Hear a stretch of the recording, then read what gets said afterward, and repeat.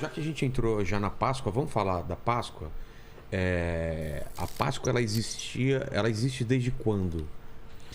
Bom, a gente tem, né, uma Páscoa que tem origem na tradição judaico-cristã e uma Páscoa que vem do mundo pagão, né?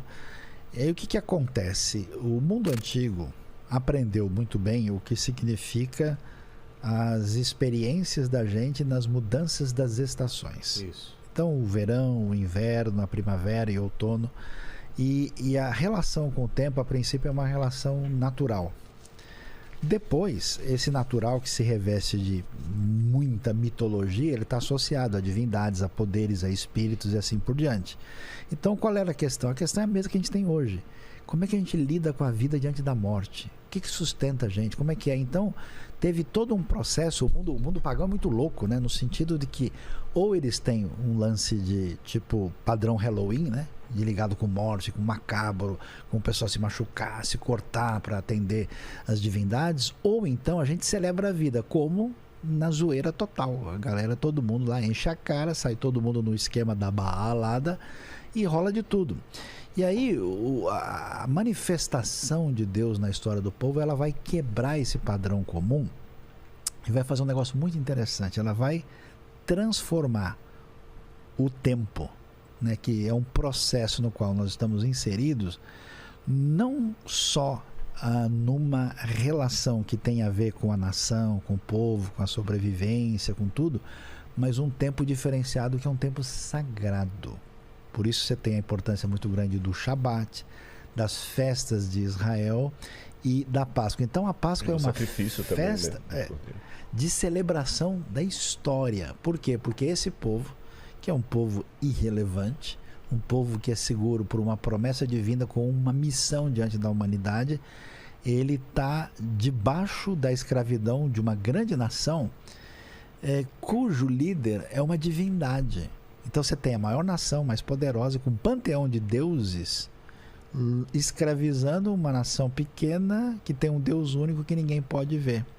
E o que acontece? Deus entra nessa história, vai usar um indivíduo que jogou a toalha, que Deus fez com que ele vivesse nas duas culturas. Quando ele tentou resolver alguma coisa, ele matou um egípcio, aí ele abandonou tudo, foi para o Sinai, abriu uma empresa com o sogro dele, Jetro, Moisés, Cordeiros Associados, largou tudo, ficou lá, e Deus vai lá e chamou e diz: Moisés, ou você vai ou você vai. Então ele foi, e ele vai e liberta esse povo. Então a Páscoa é esse momento especial de libertação, de chamada.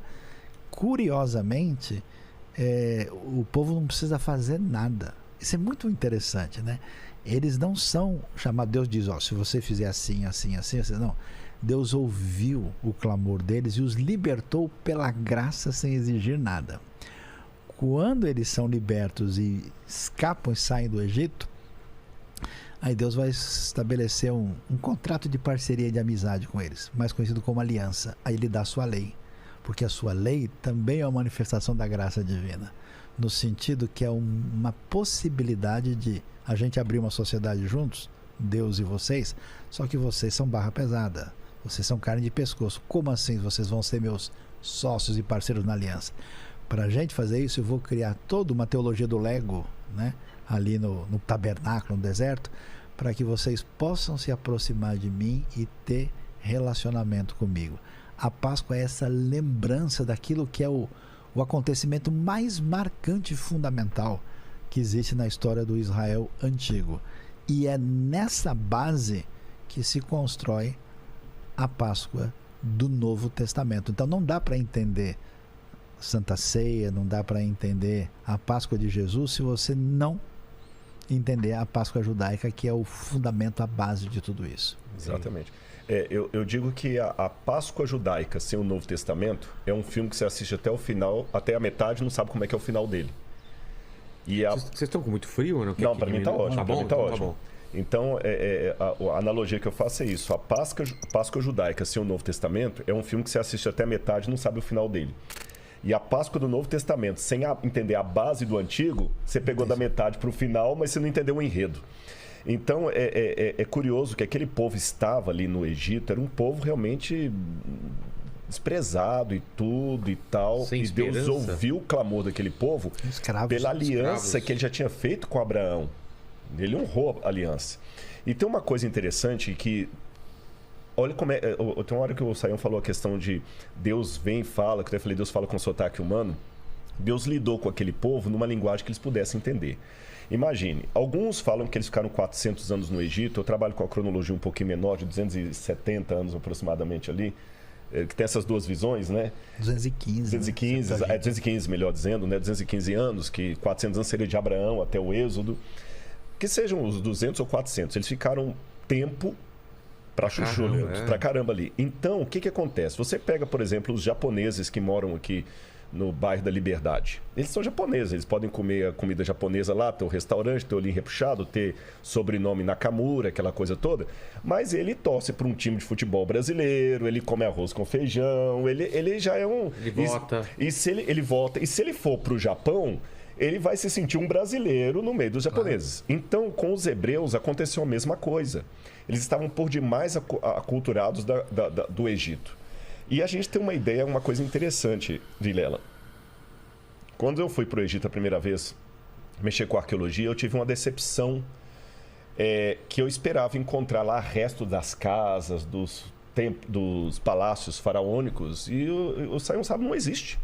Você tem pirâmide, você tem câmaras mortuárias, mas casas mesmo, nem os palácios. Você tem um palácio pelo menos preservado, e por quê? Os egípcios, eles construíam as casas deles de tijolo de adobe, porque era passageiro. A casa que é eterna mesmo... caixão. É o caixão. Então, aquele ali que tem que ser de pedra para durar, pirâmide para durar para sempre. Mas a gente encontrou nesses lugares duas coisinhas que nos chamam a atenção. São miniaturas de casas que me permitem ter uma noção de como é que eram as casas deles, e uma coisa chamada porta falsa. O que é a porta falsa? Será que ele pode colocar o vídeo aí? Eu tinha pedido... O vídeo não, aquela foto... A última foto que eu pedi da porta falsa, só para mostrar uma curiosidade pro pessoal, ela vai projetar aqui em algum lugar ou eu só vou ver de casa? Vai colocar aqui. Tá. É aquela última imagem que eu pedi. Vamos ver se vai ser essa mesmo. Só que ela tá... ele vai virar. Essa aqui, isso, é uma porta falsa. O que é essa porta falsa? Na crença egípcia, é o espírito, que é a Ka e a Ba, a alma e espírito em egípcio.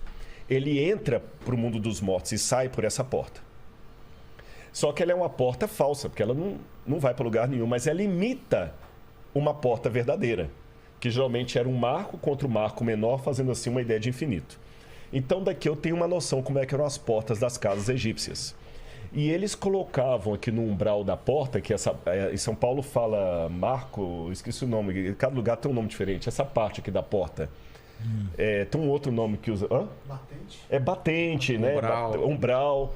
Eles colocam aqui inscrições egípcias pedindo aos deuses proteção para quem está na casa. Entendi. Sem aquela inscrição ali, você tá ferrado. Tá perdido. Você precisa daquilo.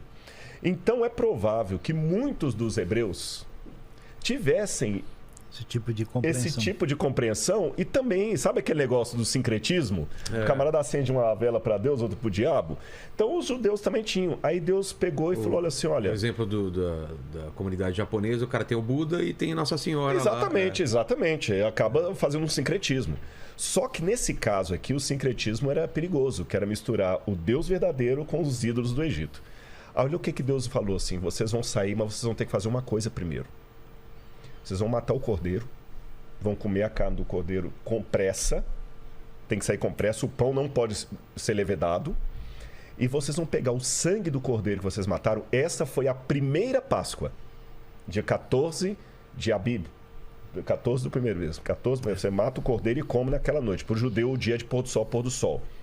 Então, se ele matou o cordeiro 3 horas da tarde, quando deu 6 horas, virou a noite, já é o dia seguinte. Entendi. Então, ele tinha que comer naquela noite, para de madrugada eles saírem. E o que ele tinha que fazer com o sangue daquele cordeiro?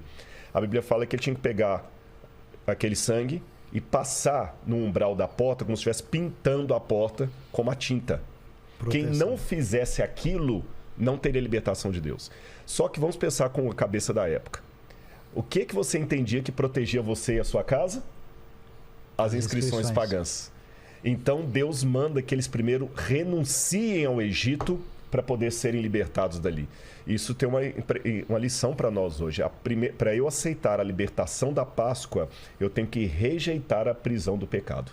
Não teve já nas 12 pragas eles pintarem também a porta para o anjo? Foi isso. É esse aí. Dos primogênitos. Foi a última praga. Foi a última? Foi a última, na 10ª praga. Que aí mata o Exatamente. filho do faraó, que é uma divindade. Exatamente. Exato. Que é uma divindade. O faraó exatamente. O Horus, né? Em forma humana. Mata todos os bebês egípcios. Não bebês, primogênitos. Primogênitos. Os mais velhos. Primogênito pode ter 20 anos, ele é primogênito. Sim. Né? Então eu entendo que esse negócio de Deus pedir para ele passar o sangue ali era muito emblemático. Tanto é que isso não se repetiu mais. Deus não mandou depois pegar o sangue do cordeiro e passar nos umbrais. Foi só ali. Nem todos os elementos que Deus mandou fazer, ele mandou repetir. O cordeiro, eles continuavam comendo o cordeiro pascal, o pão sem fermento, mas passar tinta na porta, não. Porque ele tinha um momento. Então a Páscoa, a libertação é isso. Você entendeu? Então você quer ser salvo, você tem que primeiro abdicar de algumas coisas. É aquela questão, sabe? Lá em Pompeia, naqueles corpos que encontraram em Pompeia, muitos foram encontrados com um saco de dinheiro na mão. Às vezes o camarada morreu porque ele voltou para pegar um saco de dinheiro, morreu junto com um saco de dinheiro. Então aquela questão, quem quer dar um jeito, quem não quer dar uma desculpa. Então, se você quer que Jesus faça uma coisa na sua vida, você tem que ter a primeira coisa, deixá-lo transformar. E como a gente é resistente a Deus e a transformação,